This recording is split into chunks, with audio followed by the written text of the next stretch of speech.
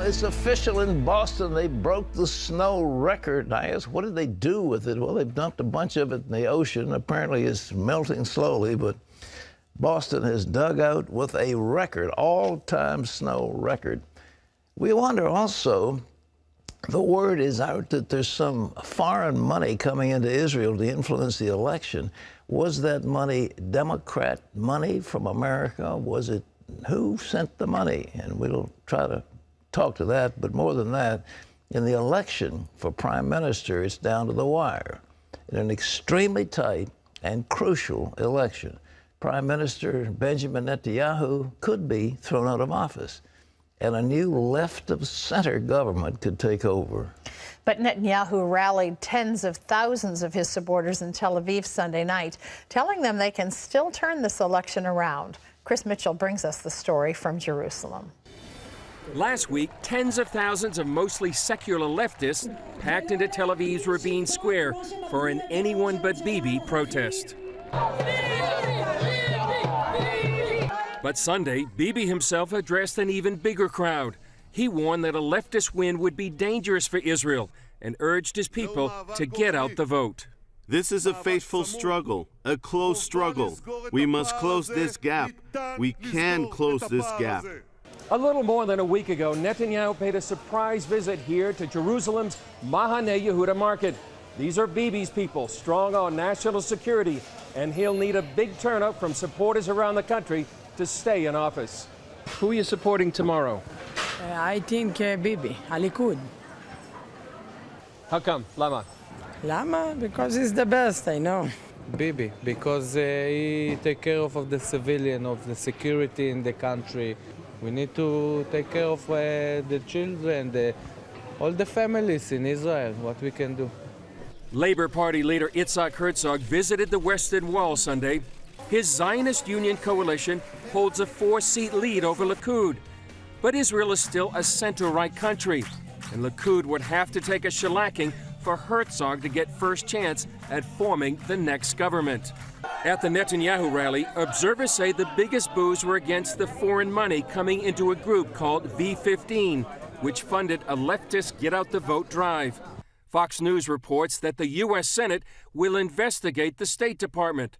Lawmakers want to know if money for V15 was improperly or illegally routed to the Defeat Netanyahu coalition through a group called One Voice. V15 co-founder Itamar Weissman talked to CBN News last month about the effort. Our whole purpose is to go door by door and to call supporters and to call voters and to pledge people not to vote for Netanyahu in the coming elections. These soldiers in southern Israel cast their ballots Sunday, a sign that the bitter campaign is almost over. Millions more Israelis will head to the polls until they close on Tuesday night. Chris Mitchell, CBN News, Jerusalem. Thanks, Chris. The thing that we've got to remember, folks, is that it's not just an election for one person. There's a coalition of parties. They have to get so many votes in the Likud, in the Knesset, so about 60 votes. And therefore, it's not just Likud, which will have the biggest bloc probably, or maybe this other group. But nevertheless, there's the Shas party, and there are other parties in Israel, Netanyahu and others, that have got to add up to that coalition. So when he comes to the final tally, the question is, he'll be about 3 votes short of what he needs, but nevertheless, can he put it together by bringing these other guys in? And we won't know that for a while, but we'll have an update on it when the election is over. We'll tell you about it on Wednesday. Well, in other news, Islamic terrorists launched a deadly attack on churches in Pakistan on Sunday. Ephraim Graham has that story from the CBN newsroom. Here's Ephraim. Pat, the Christian community in Pakistan is in mourning today after at least 14 people are dead and more than 70 injured after Islamic terrorists attacked 2 churches in the country. Gary Lane has that story. Christians gathered in protest throughout Pakistan as their tiny minority community prepared to bury the dead. Suicide bombers blew themselves up near 2 churches in the city of Lahore as Christians gathered for Sunday worship. The blasts occurred in quick succession in a Christian neighborhood known as Yohanabad. This man survived one of the bombings. He said the first blast occurred at a Catholic church where security was tight. And second attack to the Church of Pakistan is the Christchurch, and 2 persons is arrested at the moment in the Pathan, and there's so many people is injured. Personally, I can feel in the 3 dead body I can see in the Church of Pakistan, and mostly people is injured. Christians took to the streets immediately after the bombings, demanding justice and an end to the targeting of their communities. This Christian leader said, "We demand the government provide protection to all places of worship, of all religions, including Muslim prayer places. In Pakistan, minorities are insecure and we want security. We are well-wishers of Pakistan and loyal to the country." But instead of awaiting legal justice, some angry Pakistani protesters took matters into their own hands, burning to death one of the suspected bombing accomplices and killing another. The video images are too graphic to show you. A faction of the Pakistani Taliban claimed responsibility for the church attacks. A police investigation continues. Gary Lane, CBN News. It looks like there is little hope Iranian and U.S. negotiators will come up with a framework for a deal on Iran's nuclear program within the next 2 weeks. Instead, the countries may simply announce they plan to prolong the talks. That's not likely to satisfy critics of the negotiations in America and Iran. Critics in Congress warn a possible deal could let Iran develop nuclear weapons. Are they or are they not about to make a very bad deal that will allow the Iranians, one of the worst regimes in the world, to continue to have their nuclear infrastructure? Iran is now making a new demand, slowing down the negotiations even more. Pat? You know, when you've got a guy on the other side of the table that's signaled that he's weak, then you'll push for everything you've got because you know you've got him on the ropes. And they assume that our president is weak and that he desperately wants a deal. And therefore, when you signal desperation, when you're in negotiation, what you've done is tell the other guy, take all the advantage of me you want to.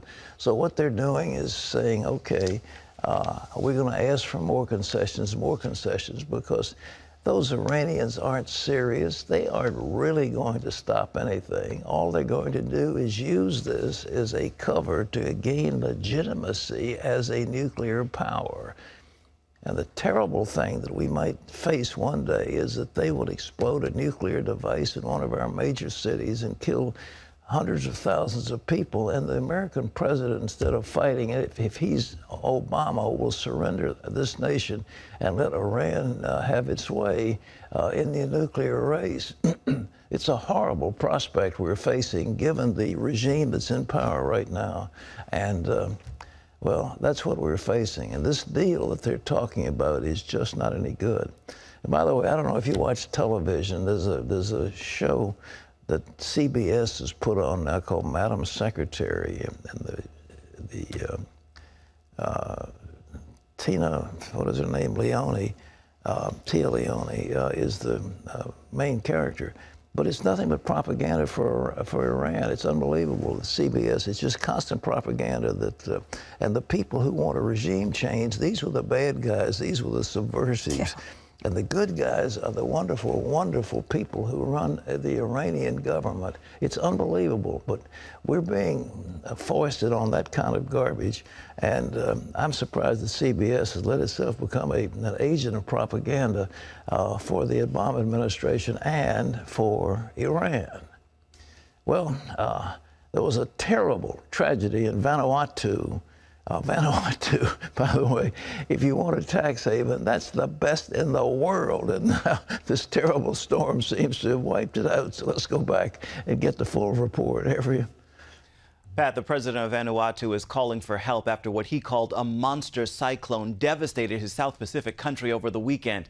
He said it destroyed or damaged 90% of the buildings in the capital city alone. The cyclone ripped through the country, killing at least 8 people and injuring at least 30 others. President Baldwin Lonsdale says the storm has, quote, wiped out all the developments from recent years. He says his country will have to rebuild everything. Right now, communications are down, so officials can't confirm just how widespread the damage is. Now, here at home, Boston's miserable winter is now also the snowiest, going back to 1872.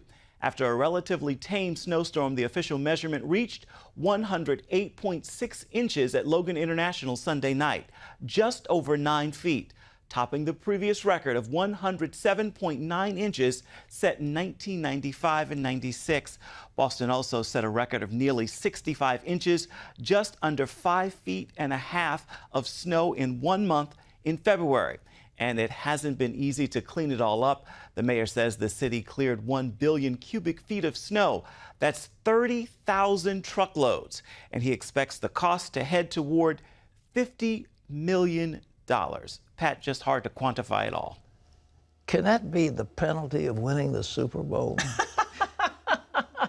Is that what happens to a team that has a winning baseball season or winning football season?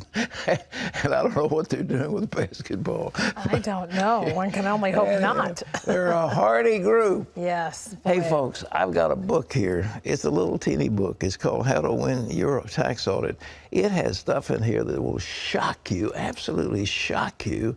And Dan Pilla, who is the author, he's got an encyclopedic mind. And this is very interesting because on the 15th of April, you know, the Shakespeare was talking about beware the Ides of March. That was the 15th. Well, the 15th of April, beware. It's off a month. 1 month later, it's what about your taxes? Well, we'll tell you about that. Navy Chaplain Wes Motter has been reassigned after his commanding officer got complaints about his counseling on sexual morality. The complaint said Motter expressed his Christian views against premarital sex and homosexuality. Motter's attorney says he simply expressed his views against premarital sex and homosexuality consistent with his churches and biblical teaching. The Assemblies of God minister could be removed just months before he reaches his 20-year retirement. Motter's resume includes service overseas, endorsement letters, and work as a spiritual counselor to Navy SEALs. CBN International is transforming lives in India. Since the Superbook launch 4 months ago, more than 250,000 children have attended outreach programs. Children are invited to watch an episode of Superbook, play games, hear a message about the Bible, and to meet Gizmo. And coming soon, Superbook will air on television throughout the entire country of India. You can always find out more about what CBN is doing around the world by logging on to cbn.com/international.